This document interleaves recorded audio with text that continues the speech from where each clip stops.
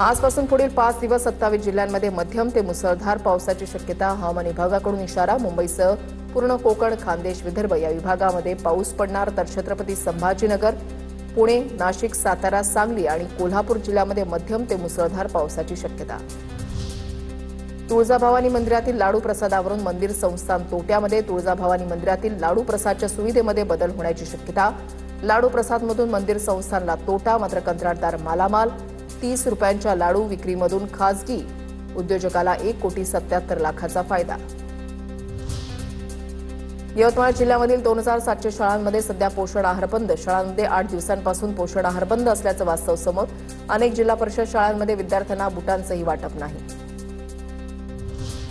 गिरणी कामगारांसाठी म्हाडाकडून कल्याणमधील हेदुटणे आणि उत्तर शिव इथे 13 हेक्टर जागेची चाचपणी सुरू. गिरणी कामगारांसाठी 12,000 घरांची निर्मिती करण्याची म्हाडाची योजना.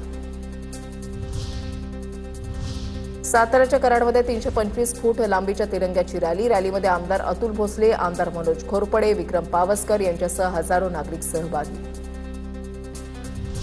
अमरावतीच्या तिवसामध्ये तुकडोजी महाराजांना भारतरत्न देण्यासाठी आमरण उपोषण. गेल्या 5 दिवसांपासून तिवसामध्ये बेमुदत आमरण उपोषण. खासदार बळवंत वानखेडेंची लोकसभा अध्यक्ष ओम बिर्लांकडे याबाबत मागणी.